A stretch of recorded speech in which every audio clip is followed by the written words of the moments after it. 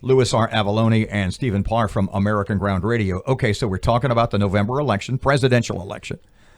I said Trump legitimately could win 35 to 40 states. You, Louis R. Avallone, in my corner or I in yours. Meanwhile, at the cynic's end of the Gopher-shaped broadcast table, Stephen Parr says, well, yeah, but that would be if everything was legit. Tell me why, because I have my own theories. Tell me why, and pick up the thought from the last segment, you think that this is going to be, pardon my French, a real turd hunt. Again, I say on the show all the time, the Democrat Party is the party of projection. Whatever they accuse you of doing, they are already doing. Remember back in 2016, Hillary Clinton said Donald Trump won't concede even if he loses the election.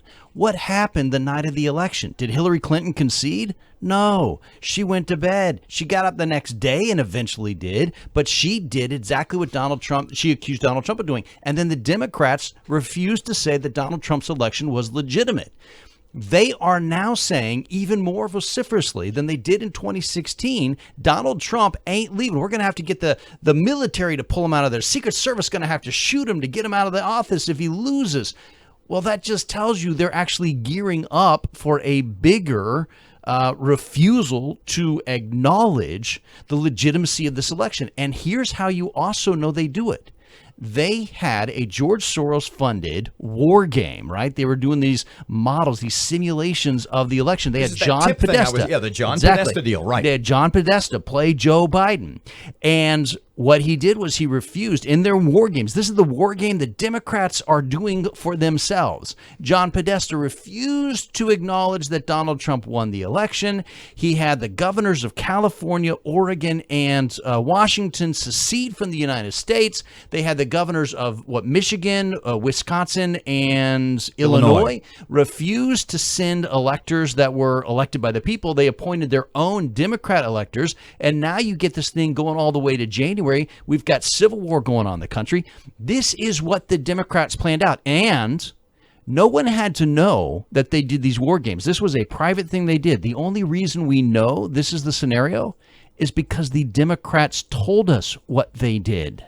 Lewis, he said something, he kind of was talking fast there because he's Steve and he's a lot of thoughts going on. Civil war. It sounds like me. What? Well, I think it's important to realize the premise upon which they're going to deny that Donald Trump represents the legitimate will of the people. It's because Donald Trump suppressed the vote.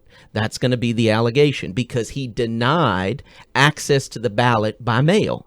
Because people, and you listen to your own governor here in Louisiana who says that people should not have to choose between their health and casting their ballot. Well, yes, of course not. For those who do not know, Governor Edwards has already declared Election Day a state of emergency. Yes. But if you look at it, because, of course, those on the left say that Donald Trump is just trying to disenfranchise minority voters. But if you look at the United States Census Bureau data from 2018, African-American votes, Latino votes are at all-time high, voter participation, that is. So for folks to say that Donald Trump is trying to disenfranchise voters, it's actually those minority voters that he is doing historically well with, and that have elected Republicans to Congress, etc. So it's all based on a false narrative. If you look at the numbers, if you look at the facts, you'll see the only folks that are being disenfranchised are going to be those voters voting by mass mail-in ballots. Because study after study, there was a study at MIT that showed 25% of mail-in ballots never get counted. They either never got received by the voter, or when they were mailed back, they were lost and they went astray.